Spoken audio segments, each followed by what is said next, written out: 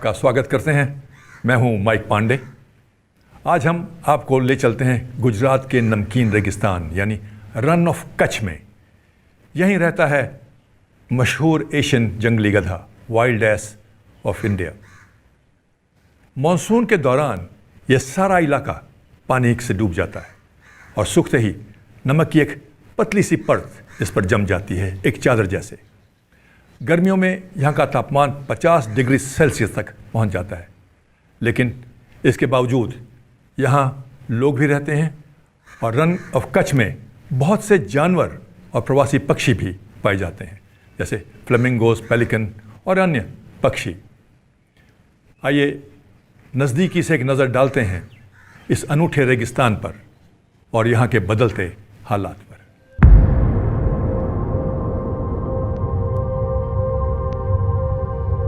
इंसानी सभ्यता से दूर और साल के ज्यादातर समय बंजर रहने वाली ये जगह दुनिया की बेहद अनूठी खारे पानी वाली रेगिस्तानी पर्यावरण प्रणालियों में से एक है।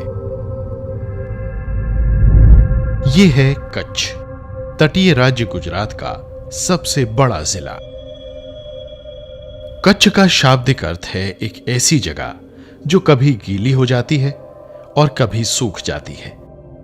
बरसात के मौसम के दौरान ये बंजर जगह सचमुच एक द्वीप में बदल जाती है और जब यहाँ का तापमान 48 डिग्री से भी ऊपर पहुंच जाता है तो ये साल के ज्यादातर वक्त पूरी तरह सूखी हुई रहती है। गर्मियों के मौसम में पानी यहाँ दुर्लभ है और मिट्टी नमकीन। मौसम की ऐसी बेरहम दशाओं के कारण बहुत कम जीव जंतु ही यहाँ जीवित रह पाते हैं।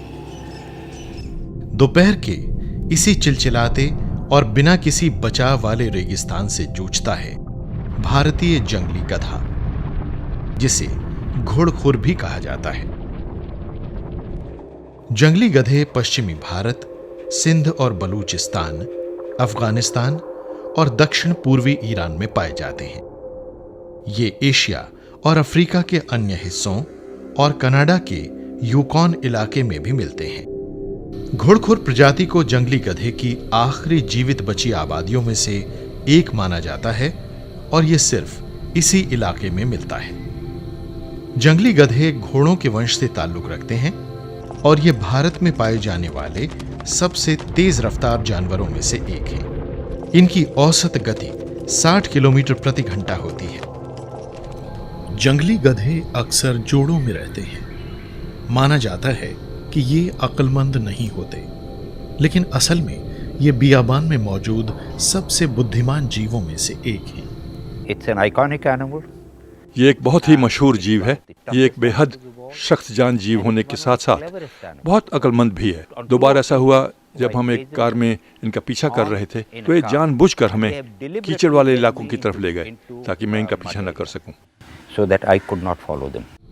ये बेहद सख्त जान जानवर खास तौर पर गर्मियों के महीनों में लगातार एक से दूसरी जगह जाता रहता है, क्योंकि इन खारे विशाल मैदानों में आहार की मात्रा बेहद सीमित होती है। बहुत ज्यादा गर्मी की वजह से इस इलाके की घास झुलस जाती है और यहाँ सूखी घास और कांटेदार झाड़ियां ही मिलती हैं। साल के इस समय जंगली गधे ऐसे इलाकों की तरफ चले जाते हैं जहां हरी घास होती है और मॉनसून के बाद पानी की पर्याप्त मात्रा बची रहती है।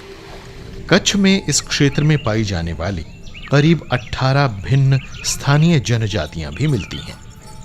ये जनजातियां सदियों से प्रकृति के साथ तालमेल मिलाकर रहती आई हैं और वो इस क्षेत्र के पर्यावरण और वन्य जीवों के लिए कोई खतरा पैदा नहीं करती। बदकिस्मती से आसपास के इलाकों के पास बढ़ती जा रही इंसानी आबादी वनों पर कब्जा करती जा रही है। जंगल वाली जमीनों को खेती के लिए इस्तेमाल किए जाने और पालतू मवेशियों द्वारा हद से ज्यादा चराई के कारण इस इलाके का वन क्षेत्र और झाड़ियां काफी कम हो गईं, जिससे जंगली गधों के आहार भंडार प्रभावित हुए हैं। इसके नतीजे में आहार की खोज में जंगली गधे गांवों के ज्यादा पास पहुंच जाते हैं और घरेलू गधों के साथ इनका अंतः प्रजनन हो जाता है। इस वजह से जंगली गधे अपने आनुवंशिक विलोपन के छोर पर पहुंचते जा रहे हैं। हालांकि जंगली गधों के कोई प्राकृतिक शिकारी नहीं होते, लेकिन उनके सामने जो सबसे बड़े खतरे मौजूद हैं उनमें से कुछ इंसानी हस्तक्षेप और बीमारियों के कारण हैं। खतरे से घिरी इस प्रजाति के बाकी बचे सदस्यों को बचाने के लिए गुजरात की सरकार ने 1972 में कच्छ के रण में लगभग 5000 वर्ग किलोमीटर इलाके को यह भारत के सबसे बड़े वन्य जीव अभयारण्यों में से एक है। जंगली गधे 70 के दशक की शुरुआत में विलोपन के कगार पर पहुंच गए थे, लेकिन संरक्षण से जुड़े कई प्रयासों के कारण अब इनकी संख्या 4000 से ज्यादा हो गई है और इसे वन्य जीव संरक्षण से जुड़ी दुनिया की सबसे कामयाब कोशिशों में से एक माना जा रहा है। कच्छ के रण का एक और वासी है ब्लैक बक यानी काला हिरण। कुछ लोगों का दावा है कि यह स्थानीय तौर पर विलुप्त हो चुका है।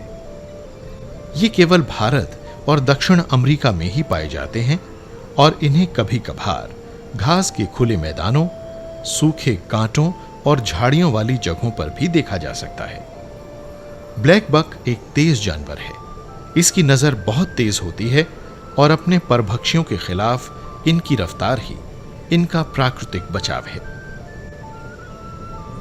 परभक्षी की आशंका होने पर इनका झुंड तेजी से ऊंची ऊंची कुलांचें भरते हुए झटपट दौड़ जाता है।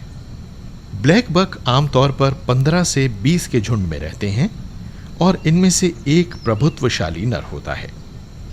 नर सारा साल प्रणय के मूड में रहता है। इसके घुमावदार सींग दूसरे नरों के सींगों में उलझ जाते हैं, जिससे इन जानवरों को शायद ही कभी चोट पहुंचती हो। ब्लैक बक हिरण ऐसा प्रदर्शन के लिए भी करते हैं और अपना प्रभुत्व जताने और प्रजनन में अपनी संभावनाएं बेहतर बनाने के लिए भी। पिछले दशक के दौरान ब्लैक बक हिरणों की आबादी में गिरावट देखी गई है। ब्लैक बक हिरणों के पर्यावास में इंसानी अतिक्रमण के कारण इन्हें मजबूरन आहार पाने के लिए पास के गांव के खेतों में जाना पड़ता है। ये क्योंकि फसलों को नुकसान पहुंचाते हैं, इसलिए इन्हें जहर देकर बड़ी तादाद में मार दिया जाता है। ब्लैक बक हिरण का शिकार शौक के तौर पर भी किया जाता है। ब्लैक बक हिरण कभी बड़ी आसानी से पाकिस्तान, नेपाल और भारत के पंजाब, उत्तर प्रदेश, राजस्थान, हरियाणा, गुजरात, मध्य प्रदेश, तमिलनाडु और कर्नाटक में मिल जाते थे, लेकिन आज बदकिस्मती से ये हिरण भारत के कुछ हिस्सों तक ही सीमित हो गए हैं। जंगली गधे और ब्लैक बक हिरण धीरे धीरे अपने प्राकृतिक पर्यावास को खोते जा रहे हैं। इसके लिए एक प्रमुख कारण जिम्मेदार है और वो है यहां नमक की गैर कानूनी खुदाई। कच्छ देश के नमक के सबसे बड़े उत्पादकों में से एक है। देश की खपत का लगभग 25% नमक इसी इलाके में बनता है। 1990 में इस अभयारण्य में 40,000 हेक्टेयर इलाके में नमक बनाने वाली क्यारियां थीं, लेकिन अब इनकी तादाद 3 गुना हो चुकी है और अभयारण्य की और ज्यादा जमीन पर इस मकसद के लिए अतिक्रमण किया जा चुका है। यहां से हर रोज कम से कम 2,500 ट्रक नमक लेकर बाहर जाते हैं। नमक के उत्पादन के लिए नई जमीन की मांग बढ़ती जा रही है, जिससे वन्य जीवों को आहार की तलाश में फसलों वाले खेतों में घुसना पड़ता है। इस अभयारण्य का काफी बड़ा हिस्सा भारतीय सेना को आर्मीज फील्ड फायरिंग और आर्टिलरी प्रैक्टिस एक्ट 1939 के तहत फायरिंग रेंज के रूप में भी दिया गया है। इस शोर के कारण कभी कभी जंगली गधे पूरी तरह अपंग हो जाते हैं और कई मामलों में तो उन्हें मजबूरन अपने पर्यावास छोड़कर भागना पड़ता है। यहां मॉनसून अगस्त के महीने में पहुंचता है। इससे कच्छ का पूरा भूदृश्य ही बदल जाता है। गर्मी के महीनों में जमीन के जो बड़े बड़े हिस्से पूरी तरह झुलस जाते हैं, वो अब बारिश के पानी से भर जाते हैं। ये तो मीलों तक जैसे एक द्वीप नजर आता है।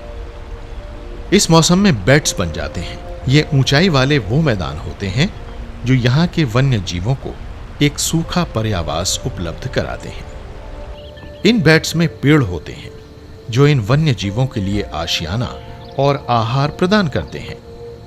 इन बेड्स में आमतौर पर पाए जाने वाले शानदार पेड़ों में से एक है प्रोसोपिस जूलीफ्लोरा। प्रोसोपिस के बीजों वाले डोडे यहां रहने वाले जानवरों को पूरा साल आहार उपलब्ध कराते हैं। साल के इस समय सूखी जगहों के आसपास जंगली गधों के झुंड देखे जा सकते हैं। अंधाधुंध इंसानी गतिविधियों के कारण रन की पर्यावरण प्रणाली आज खतरे के कगार पर पहुंच गई है। इस प्रणाली को बचाए रखना बहुत ही ज़रूरी है। यहाँ के स्थानीय समुदायों को ऐसी गतिविधियों में शामिल किया जाए कि जिससे वाइल्ड लाइफ कोर एरिया की सुरक्षा भी हो सके और साथ साथ स्थानीय समुदायों को बुनियादी सुविधाएं भी उपलब्ध हो सकें। ये मौसमी नमकीन दलदली इलाके मॉनसून के दौरान कच्छ में आने वाले 40,000 से भी ज्यादा जल पक्षियों तथा वेडर्स को भोजन उपलब्ध कराते हैं। यही वो एकमात्र जगह है जहां प्रवासी फ्लेमिंगो पक्षी भी आते हैं और ये दलदली इलाके फ्लेमिंगो पक्षियों के कारण गुलाबी हो जाते हैं। ये फ्लेमिंगो की दुनिया की सबसे बड़ी प्रजनन कॉलोनी बन जाती है। There are only two places they breed in this part. दुनिया के इस हिस्से में सिर्फ 2 ही जगहें ऐसी हैं जहां ये प्रजनन करते हैं। एक है ग्रेट रन और दूसरी जगह है ईरान के कुछ ऐसे हिस्से। लेकिन ग्रेटर फ्लेमिंगो के नज़रिए से ये उनके इकट्ठा होने वाली सबसे बड़ी जगहों में से एक है। ये बात सब जानते होंगे कि पक्षी अमूमन उसी जगह आते हैं जहां उनकी परवरिश हुई थी। ग्रेट रन दुनिया के ऐसे हैरत अंगेज स्थानों में से एक है जहां आप हजारों फ्लेमिंगो पक्षी देख सकते हैं। To see this, thousands upon thousands of flamingos. Flamingo Caribbean, दक्षिण अमेरिका जैसे पेरू, चिली, पश्चिमी बोलीविया और उत्तर पश्चिम अर्जेंटीना तथा ब्राजील में मिलते हैं। इसके अलावा ये दक्षिण पश्चिम और पश्चिमी अफ्रीका, स्पेन, पश्चिमी मेडिटेरेनियन, मध्य पूर्व और पश्चिम भारत में भी पाए जाते हैं। इनकी अजीब से आकार की चोंच इन्हें इनके भोजन को कीचड़ और गाद से अलग करने में मदद करती है।